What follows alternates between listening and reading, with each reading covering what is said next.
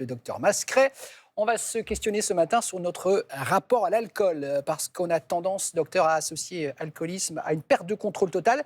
Mais c'est plus subtil que ça, et finalement, ça concerne pas mal de monde. Bah, ça concerne plus de monde qu'on le pense, effectivement. Alors déjà, les chiffres sont effectivement très inquiétants. Vous avez eu jeudi dernier la consommation des Français.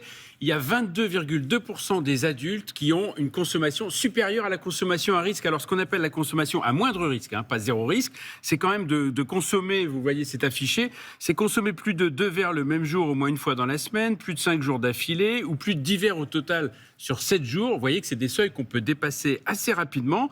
Mais ce qui est intéressant, c'est qu'on a des spécialistes américains qui ne se sont pas penchés sur la quantité, qui sont partis cette fois-ci sur les indices qui doivent nous mettre la puce à l'oreille qu'on a peut-être le début d'un problème avec l'alcool.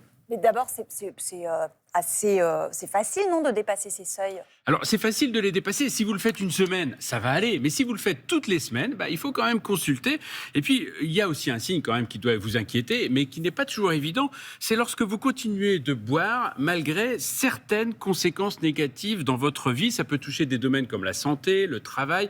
Et ça, c'est assez insidieux. On ne s'en rend pas forcément compte tout de suite. C'est parfois les proches qui vont s'en rendre compte et pas le malade, parce que c'est une maladie. N'oublions pas, l'alcool, c'est une maladie.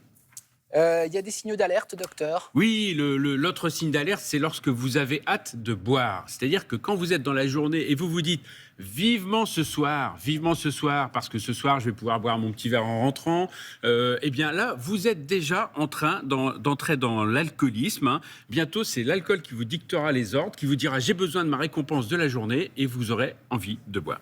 Donc ça, c'était le deuxième signe d'alerte. Troisième signe d'alerte. C'est quand vous buvez seul. C'est ça. Eh oui, boire seul, ça c'est inquiétant parce que figurez-vous que la majorité des gens boivent dans un contexte social. D'ailleurs, les buveurs commencent souvent par boire dans un contexte social, mais au bout d'un moment, ça devient quelque chose dont on a envie. Le produit, là aussi, a pris le dessus. Et quand on boit seul pour s'enivrer, pour avoir les vapeurs de l'alcool qui montent au cerveau, ça aussi, c'est un signe inquiétant. Quatrième signe, docteur. Le quatrième, c'est que vous buvez parfois pour contrôler vos émotions ou des symptômes physiques. Si vous avez du stress, de l'anxiété, parfois pour vous endormir, vous vous dites ça va m'aider à m'endormir. En fait, pas du tout. L'architecture du sommeil va être désorganisée. Vous avez l'impression de vous endormir mieux, mais vous allez avoir une nuit qui ne va pas du tout être réparatrice. Vous allez manquer de sommeil paradoxal, ce fameux sommeil dans lequel on rêve. Quand vous allez rêver, par contre, vous allez faire des cauchemars. Bref, ça n'est pas du tout réparateur. Et donc, boire pour contrôler ses émotions, ça veut dire que le problème n'est pas l'alcool, c'est d'abord les émotions. Et là aussi, il ne faut pas hésiter à consulter. Et il y a encore un signe d'alerte, c'est quand on voit le problème dans le regard des autres, en fait. Exactement, parce que là aussi, alors les personnes que vous aimez vont souffrir effectivement de votre consommation d'alcool. Mais c'est très insidieux parce que soi-même, on ne s'en rend pas toujours compte. Au début, on voit plutôt les avantages. Et puis à long terme, c'est les inconvénients évidemment qui vont apparaître. Et puis chez les proches, c'est pareil. Au début, on va tolérer, on va accepter, on va laisser faire. Petit à petit, on va le signaler, puis on va plus oser le dire. Et donc finalement, ce glissement insidieux vers l'alcoolisme explique pourquoi les auteurs ont appelé leur livre presque alcoolique, parce que c'est effectivement le risque qui nous guette. Si vous avez ces symptômes, n'hésitez pas à consulter, ou si vos proches les ont, pareil, poussez-les à consulter. Merci beaucoup, docteur, pour cette mise au point.